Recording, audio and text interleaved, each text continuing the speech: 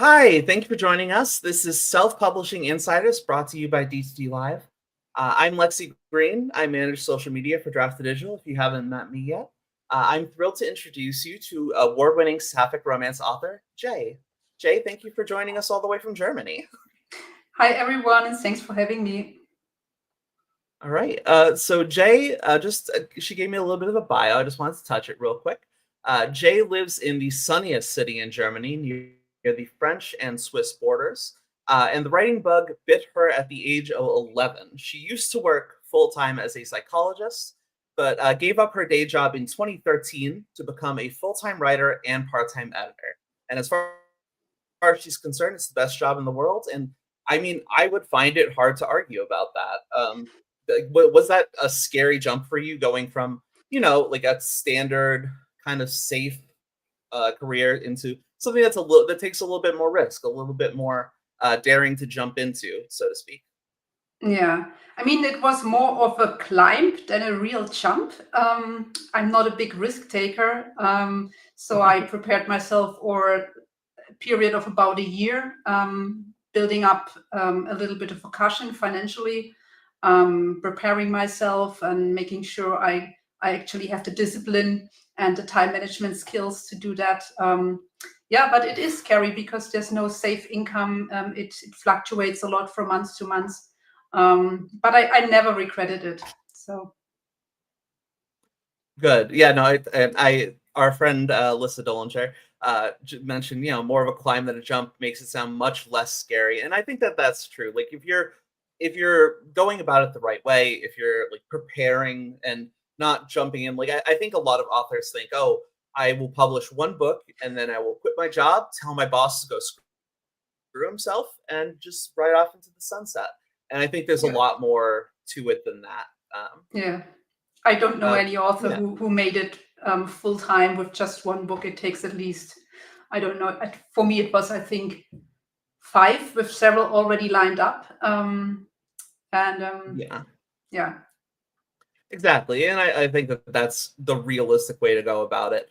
So, like, I wanted to obviously we're going to, as a disclaimer to the audience, today we're going to be talking a lot about the Sapphic author community. But I just want to say this topic isn't necessarily exclusive to Sapphic authors, and we definitely want all of our authors to watch for so many reasons, but both video views, but also because we're going to be talking about building community. And I think that that's a lesson that can certainly apply to a lot of different author groups, especially in indie spaces.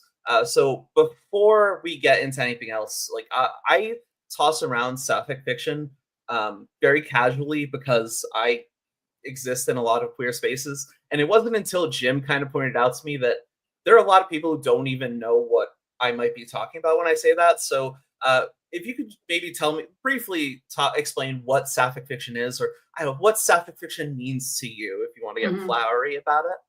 yeah. Yeah, let's start with the word Sapphic. Like the word lesbian, it derives from the Greek poet Sappho, um, who is from the island of Lesbos. So the word lesbian has the same roots. And many people think that it's a new word, or that it's replacing the word lesbian, but that's both wrong, actually, because Sapphic has been around for at least 2 or 3 centuries.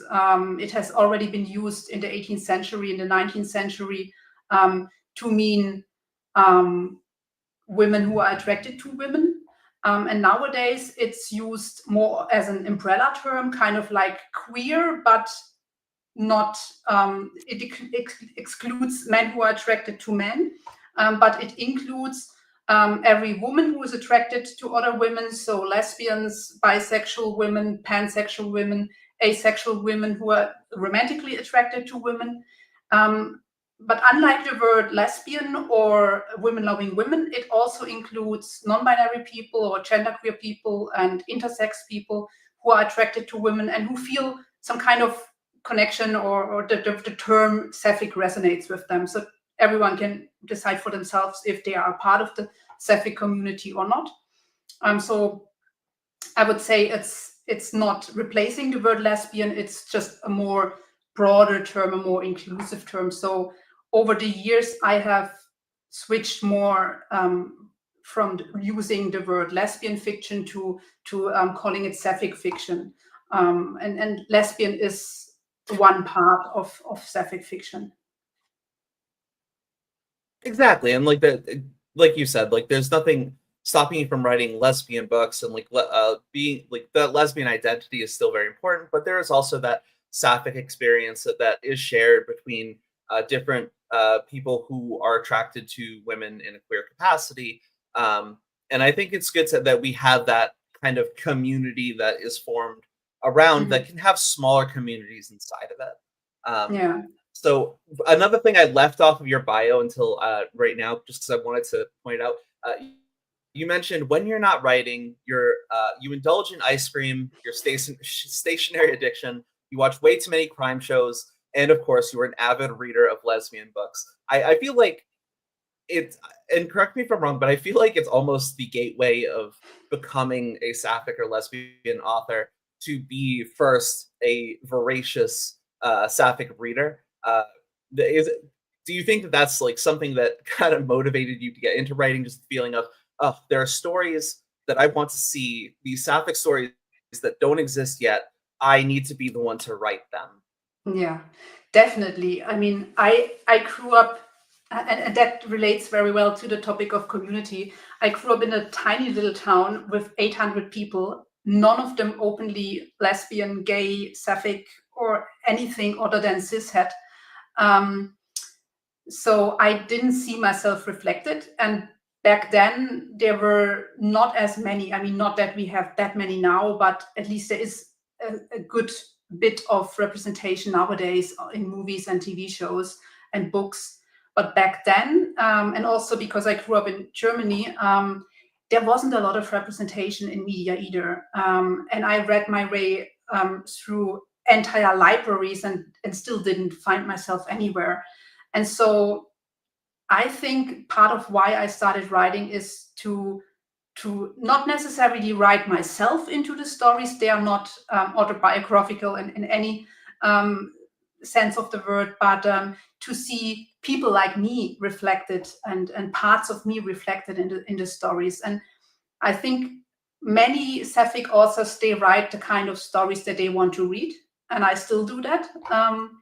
So yeah, I think identity and looking for community and looking for representation is a big part of writing for me. Yeah, definitely. And I think like you hear that a lot for writers, I wrote the stories that I want to see. But I think that when you, especially when you're growing up and when there's a lack of stories that center on an experience that you're familiar with. Like I'm sure we, like you and I, like I'm sure we've read and digested media that had nothing to do with sapphic romance or like with queer identities. But certainly seeing more of those stories and having more access to them, that is a big part of being able to like see yourself in fiction and see your identity validated and see your experiences portrayed. And I think even just writing those stories and getting to share that, I think that in a way is its own form of community building, because then there's a reader who will read that and go, that is a story I can connect with. That's an experience that is authentic to me. Mhm. Yeah. Yeah, Um, definitely. so Yeah, just focusing on romance. So obviously, straight romance has kind of a lot of traditional conventions that they can default to, because we live in a society that's very familiar with like a gendered view of relationships. What do you think is different about writing same-sex romance or writing sapphic romance? I mean, a lot of the writing basics, of course, are the same. You have to learn the craft in order to portray a story readers can really enjoy, things like point of view. Um, But if I look at how relationships are portrayed, I mean, I write mostly romances, or all of them are romances. Um, I think the dynamics are different if if you don't have the traditional gender roles, and you are free of that, and you are free to portray people as individuals. Um, like sometimes you see straight romance authors talk about their books and post the tropes, and they say like it's a reverse age gap, and that always, of course, means that the woman is older instead of the man. And I'm like, okay, that automatically excludes sapphic romance, because there is no reverse anything if it's two women or two sapphic people. So I think that reflects some of the differences already, that we are more free of traditional norms in society, and we can just focus on the character development.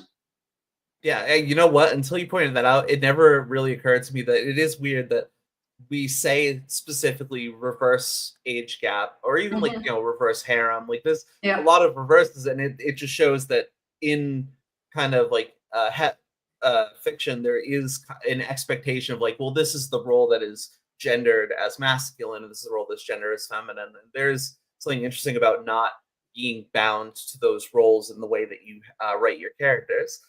Now, I looked over your catalog, which once again, just you've written, I think it's 24 books now. Yes. Written Yeah. 26, but published 24. Oh, interesting. The secret hidden J books. No, they will So come out in May, so they are in production. oh, okay, that's different. That just means that that you continue to be productive, not that you have a secret book in the chamber. So you write. I noticed there was a lot of different subgenres of romance that Mhm. you write in. You have contemporary, but you also have suspense, paranormal, historical, bunch of short stories. Um, do you find yourself having to market those in a way that appeals to different groups of readers, or do you feel that lesbian romance readers are more willing to hop subgenres uh, if as long as they stay in the sapphic sphere or reading an author that they have experience with already? Mhm. A little bit of both. I would say that as long as an author has a strong brand and readers know what ties all of their work together, and I've been in the business long enough that readers, they know what to expect when they buy one of my books. And all of my books, it doesn't matter which genre it is, they are all slow burn romances. They are typically longer books. They focus on the character development, on the relationship development, and have witty dialogue. And my readers know, even if they buy a shapeshifter romance, that will be true for that romance too. So I think that makes them a little more willing to go a little outside of their reading comfort zone and try something new. So I think there's a big overlap between the different subgenres and the readers who are reading them. A little bit more than for authors who aren't sapphic. But of course, there are always some readers who say, no, I read only contemporary romance, and I will skip the historical romances, or I will skip the paranormal romances. But there's, I would say, the majority of my readers reads all of my books. That's wonderful. I mean, that is certainly like I think that there is always a fear of authors to dip into different genres or subgenre. Like I think genres is harder, but I think subgenres is a little more approachable. But you still Mhm. wonder, it's like, well, are my readers going to be as interested in like this romance about werewolves as they were in this romance about like college soccer players? Yeah, Like it's a very yeah. different feel, but I think that you bring up a good point. If your brand and your like voice contains what they're looking for, I could see an author being willing to stick it out, especially if they know that once again they can trust you to write sapphic romance in the way they're looking for. Alyssa even mentioned in the comments, it looks like you found fans who trust you as a writer, and I think that that's Mhm. important. Yeah, and I don't know if I Um, would recommend that to a new author just starting out, who doesn't have an audience yet. It's definitely harder if you jump around different subgenres, because then readers don't know what to expect from you. But it depends on what your publishing goal is, your career goals as an author. Do you want to mostly make money fast? Then probably it's easier to stick to one thing. But I'm approaching this from a long-term perspective, and I don't want to pigeonhole myself into writing just one thing. other than Sapphic romance, because that's what I'm passionate about. And I'm not doing it mainly for the money. I am making a living from it, but if my inspiration says, okay, the next one is going to be a paranormal romance, then that's what I'm going to write. Yeah, and I think that there, obviously, we hear about like writing to market, and there are certainly authors who will pick their genre, stick with it, and I think that that is important for building your brand. To be sure, Mm-hmm. it's like if your first book is a romance, and then your second book is like a spaghetti western, like it's going to be hard for a reader to commit to you. But like once you develop that trust and develop that community with readers, they might be more willing to follow you. Mm-hmm. And I think that this in particular is a good conversation for self-publishing indie authors for sure, because like we on our side have the ability to like make those decisions, and we don't necessarily have a big publishing house being like, well, that's not going to sell, so we won't do it.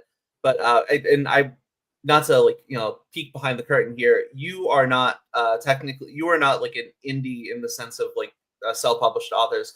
You work with a publisher, right? A small kind of specialized Sapphic publisher. Yeah, um yeah. I believe, is it pronounced Ilva?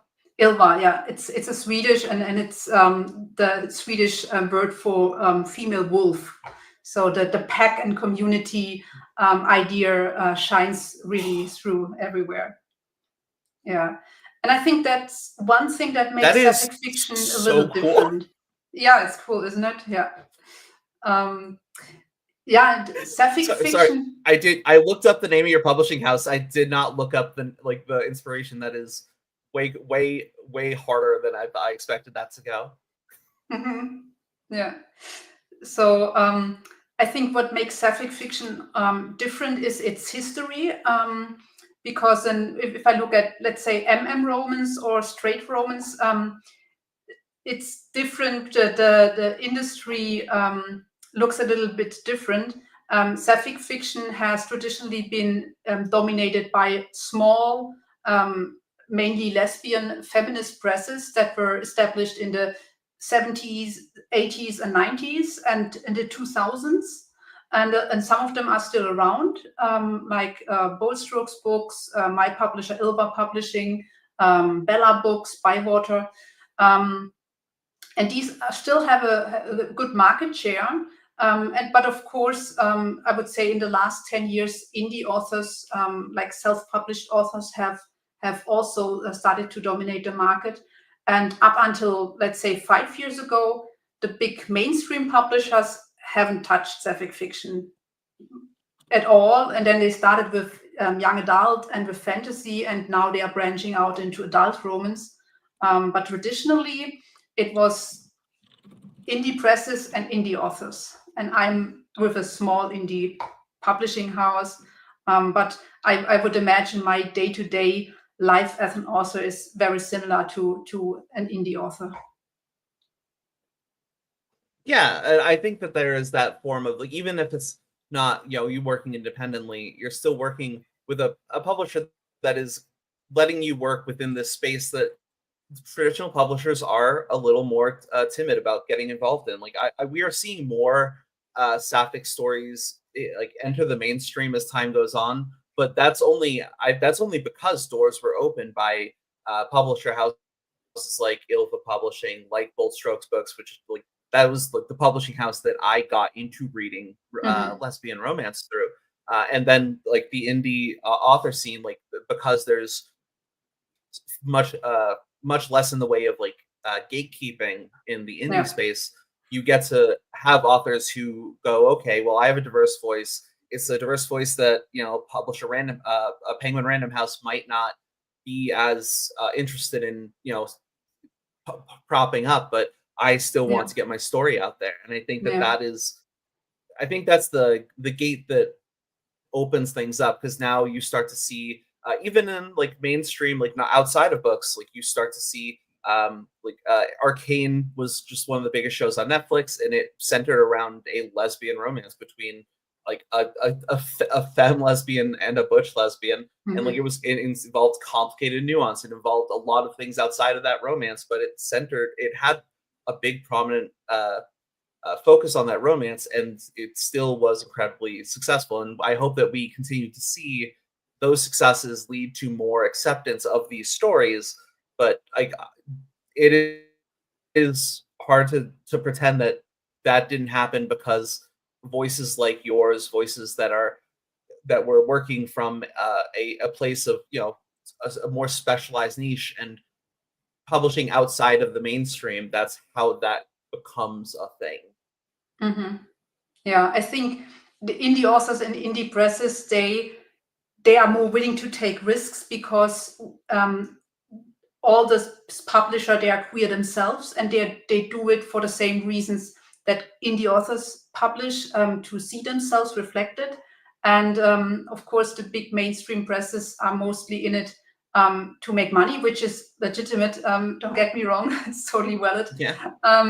But yeah, it's a different motivation, I think. So yeah, and as soon as mainstream publishing discovered, hey, it's not true actually that Sapphic fiction doesn't sell. That was the myth that was around for many decades, and only when they saw that it actually does sell, were they willing to pick up some Sapphic fiction. Yeah.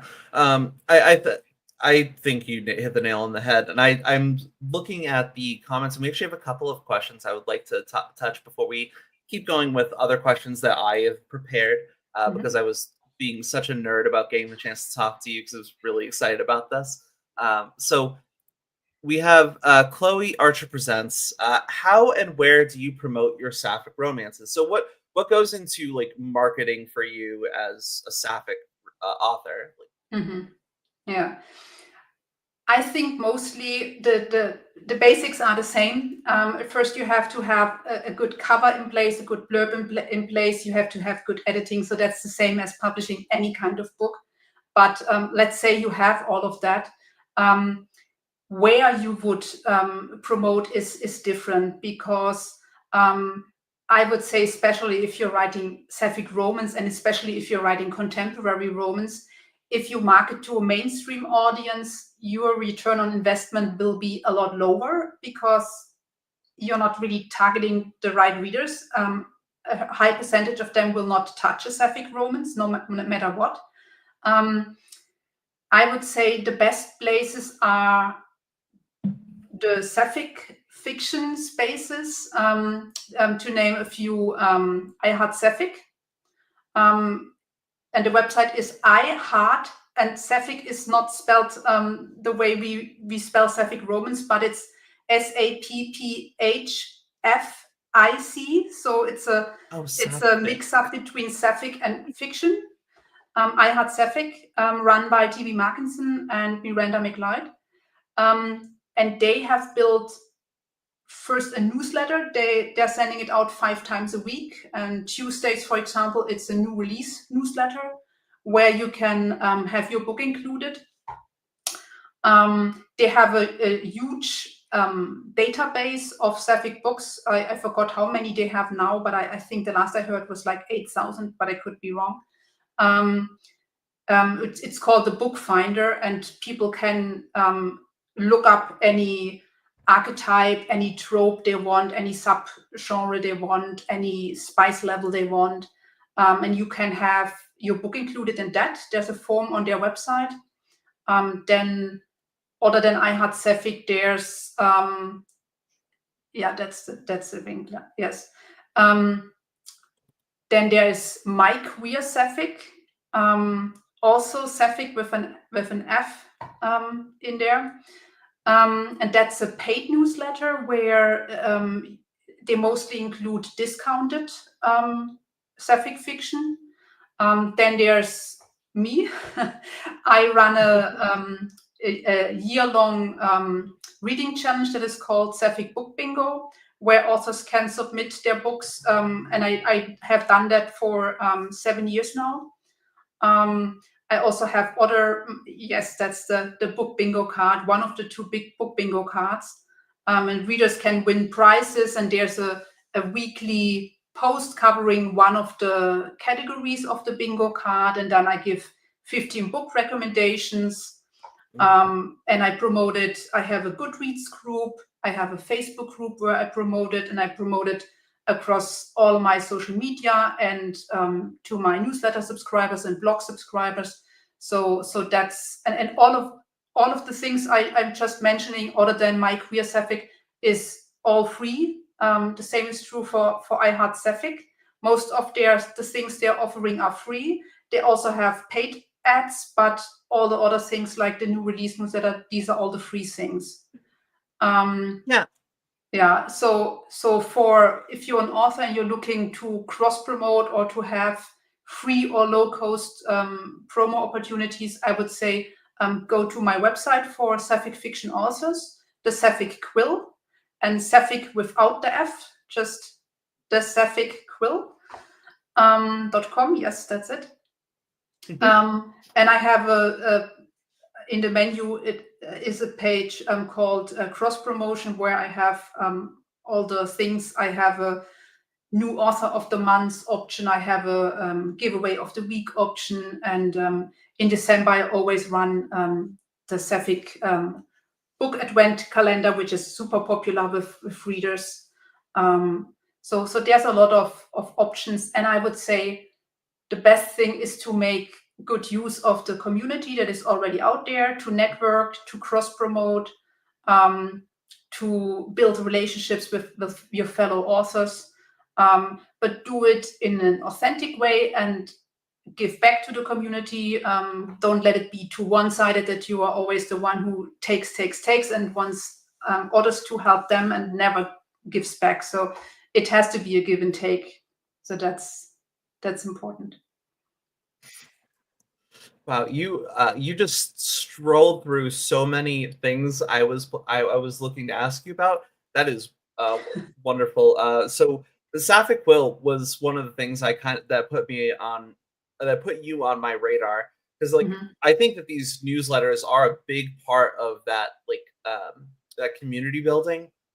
It's resources, it's camaraderie, it's building connections and sharing experience. And I think that's very important, especially in the Sapphic author community, where there are a lot of shared experiences and there's a lot of shared challenges and struggles.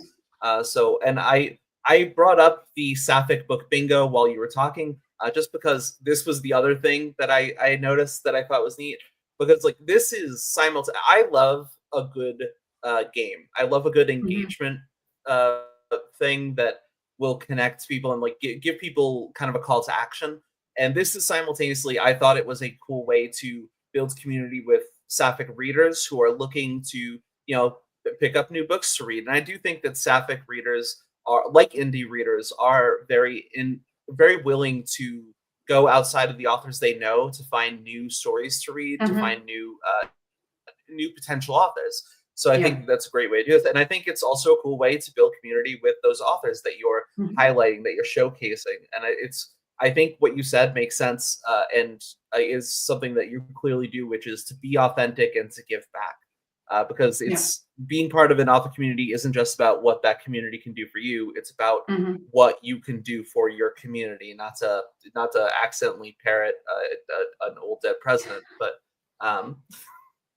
so I think that is a good segue for what'll be a little bit of a harder part of this topic, because it is a very interesting week that we kind of stumbled into this conversation.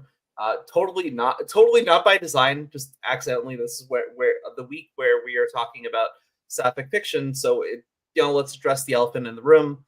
We're seeing, despite seeing more queer voices enter the mainstream and seeing more social acceptance in a lot of ways, we're also seeing kind of the pushback, the reactionary pushback that comes with that.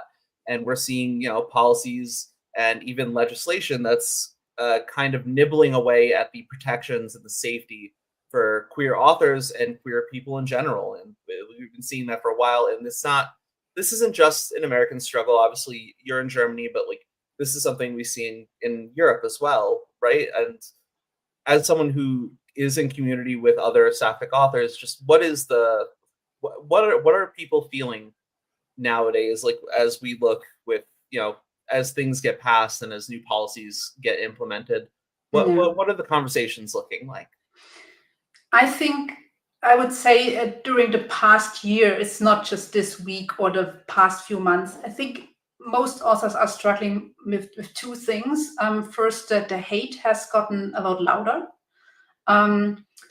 I, especially for the authors who are more visible, they are a target. In last June during Pride Month, I ran a big Pride Month event, and of course used the Pride flag with its Pride rainbow. And if you have posts with a Pride flag, you are a target. You make yourself a target. I got hundreds of really the most hateful comments.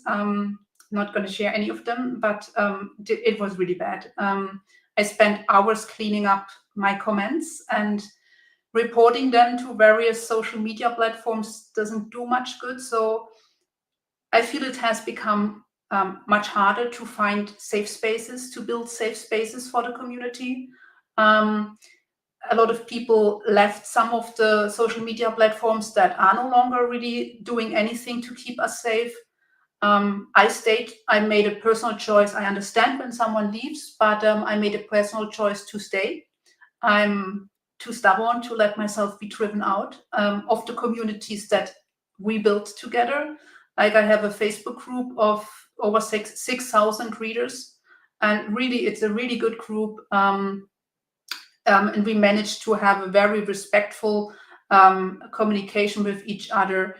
We helped each other through COVID and everything that came with that. So, and we would leave behind a lot of people who don't want to go to other platforms. So we decided to stay. But it takes a lot of energy to moderate communities like that, and to keep all the hate out, and to make sure that it's safe and positive for everyone. And I feel that a lot of authors struggle on social media right now because of that. And also there's a lot of fear looking forward to how publishing will change. Will there be any kind of restriction on our visibility? Will they manage to kind of splinter up the community because people flee to different spaces online? So yeah, it's not it's a in one way it has gotten better than, let's say, 20 years ago when I first started publishing, but the last few years we have taken a lot of steps back, and it's kind of scary, I have to be honest. Yeah. No, and I think that fear is incredibly justified. Mhm. Is I think that just it's a very unpredictable time that we're going into, and that we've been going into. You bring up a good point, and it's not just this week. It's been the past couple of years. As like I think we see more diverse voices enter fiction, and just diverse voices are heard in general. We also kind of see more push back on that from people who like don't necessarily want to hear those diverse voices, and that's Mhm. just always going to be the case. And I think that that's a bigger reason why it's more important than ever to be in community with other Sapphic authors. Like it's not. We talk a lot in the indie community about how the indie author to your left and right aren't your enemies; they're your allies. Like you should a rising tide raises all ships, and you should be looking to other authors in your space for support. And Mhm. I think that if you're an individual author, your voice your voice could probably struggle to like speak out or like to find advocacy or resources that you might need. But if you're part of a group, if you have the support of other authors, you're a much louder voice. You can try and work through with more advocacy. I think that advocacy and unity is going to be more important in the next couple of years than it's been in a long time. Yeah. And I think that's one of the resources that sapphic fiction authors can really rely on, because we have that community, and it's a strong one already. And I mean, 20 years ago, I was writing.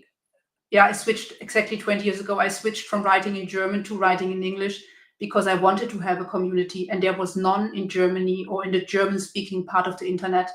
And that was why I switched to writing in English. And we built, in all of those years, we built a very strong community. And I think authors who are getting involved in that community now, they can build on all the knowledge that the authors they had to learn by trial and error, and authors who can rely on that network and that community, they can kind of skip a lot of the errors, and they profit from all the mistakes that authors that came before made, and can just ask for advice. And I think that's a really good source to have, especially during challenging times. I completely agree, and I just whoever is running the DHD channel today, because it's not me for once, mentioned community and a sense of belonging is so very important, and I think that that's incredibly true. Yeah. But before we go back into a couple of lighter topics, I just want to bring up one more topic because I think it's important. And Jim sent me an article from 4 days ago, which shows how like relevant this still is. But after November, there was kind of you and I both saw it, a little bit of a backlash online as people were talking about political concerns in book spaces, and there were people backlashing and saying, keep politics out of book talk. And I want to know what that like. What's your pushback on that concept of like, can you keep politics out of books? I have been given that advice at the start of my publishing career, and the longer I'm involved, the more I'm like, it's impossible. Only someone who isn't queer can give you that advice, because as a queer woman, my entire existence is already political.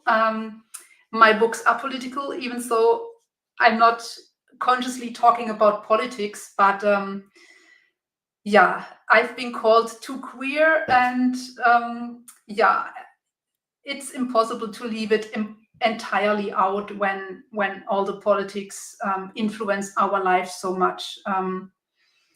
And yeah, I mean, I try to keep I my think social media positive, like not contribute too much to all the doom scrolling that is going on, but sometimes you just have to speak up if you see something that is just not right, not going in the right direction.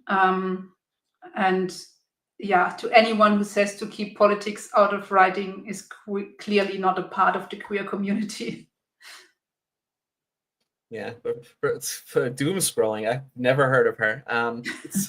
But yeah, no, I think that you bring up a really good point, especially like every time we see like a queer character get announced in any form of media, you see the immediate pushback from people, and it's like, oh, you're putting politics in this game. It's like, no, we're putting a person in this game, and Yeah.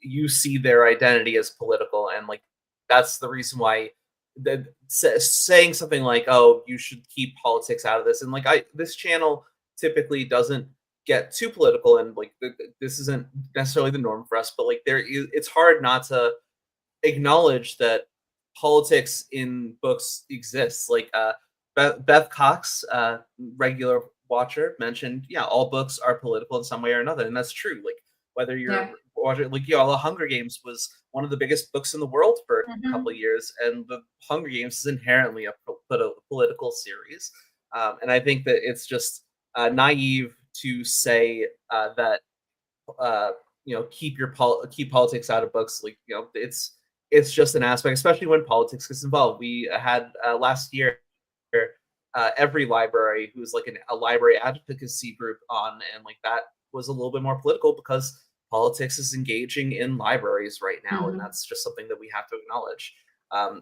Everin Dodd mentioned, I remember that discourse. That was an interesting one to see go down. I almost explicitly read and work on writing queer books, so that's not really an option for me. And yeah, if you're in this community and if that's what you're writing, you might think, oh, like I'm not making my book political. People will disagree. Mm-hmm. Yeah. So but I wanted to just hit a couple more questions. We're running out of time because once again, this was just a conversation I was very excited about. But Edward Dodd also mentioned, to go back to I Heart Sapphic, they do a reading challenge too. It's so fun to do Mm-hmm. both and find new books or books in genres that I wouldn't normally pick up. And I think Yeah. once again, this speaks to the desire to like see different see different stories and hear different voices in this community. And I think that Mm-hmm. that's a great thing to get involved in. I'm definitely going to be checking out I Heart Sapphic when this is over. Um, Mm-hmm.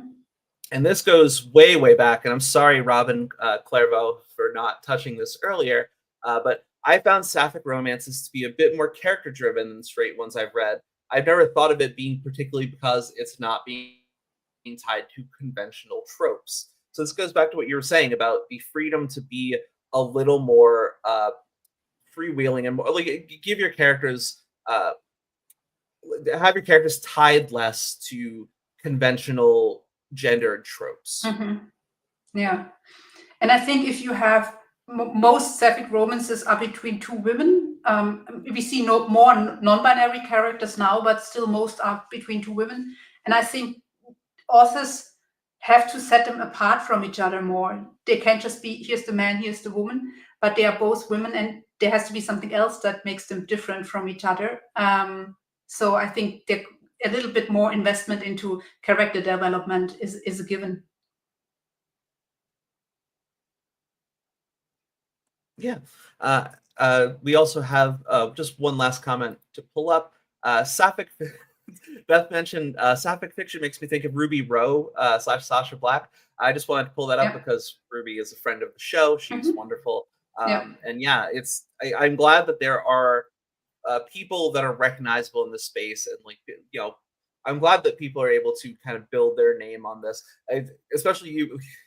I meant to mention this earlier, but it has been I've you're the first person I've interviewed who only goes by one name, and Yep. I always keep like saying the first name and then like feeling like there's a gap there. From a branding perspective, what made you decide to like go with just the one name on the name? Well, when I first got into publishing, there weren't that many people around to ask for advice, and so I got into publishing the way that many sapphic fiction authors did, by way of fan fiction. And I had built my name because Oh, my former employer didn't want me to use my legal name, and so I used J. That's a character name from one of my favorite sapphic romances, and I had already made a name as a fan fiction author as J. And when I published my first book with my previous publisher, they asked, what name do you want to use? Do you want to use just J because that's what people know you as? And I was like, yeah, sure, let's go with that. So there wasn't much thought about marketing and branding going in there. If I had to decide today, I probably would do it differently. But yeah, so now I'm like Madonna and Cher and just have that one name. hey, if it works for you, it It works. works. I It also works. Yeah.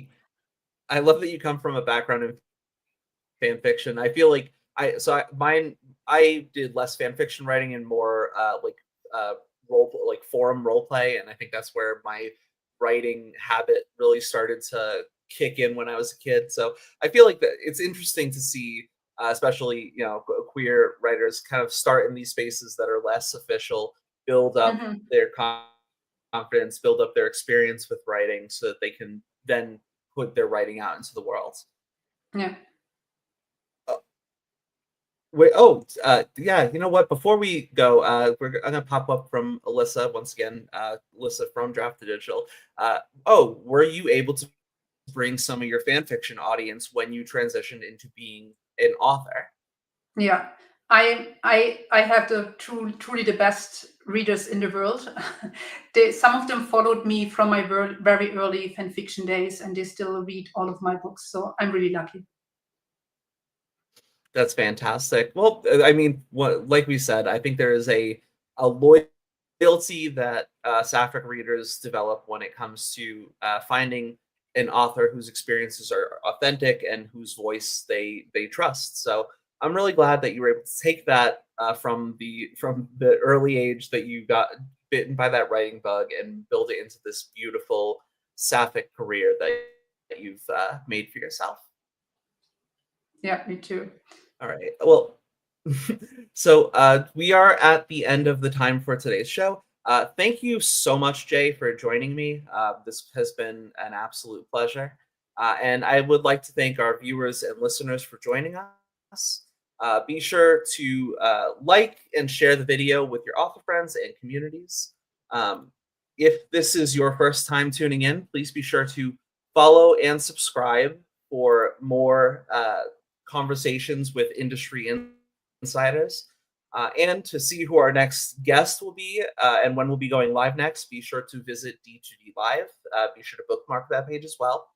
And finally, if you're looking to start your journey as an indie author, whether you're Sapphic or not, or you're just curious to see what D2D has to offer, feel free to go to draft2digital.com, and sign up for your free account, tinker around, see if the site works for you. So once again, Jay, thank you so much for your time. And thank you for having me. Yeah, if you could just hang out for a little bit backstage. And for everyone else, please enjoy this little ad read about D2D print. And happy writing. Bye, everybody. Bye. Ebooks are great, but there's just something about having your words in print. Something you can hold in your hands, put on a shelf, sign for a reader. That's why we created D2D Print, a print-on-demand service that was built for you. We have free, beautiful templates to give your book a pro look, and we can even convert your ebook cover into a full wraparound cover for print. So many options for you and your books. And you can get started right now at draft2digital.com.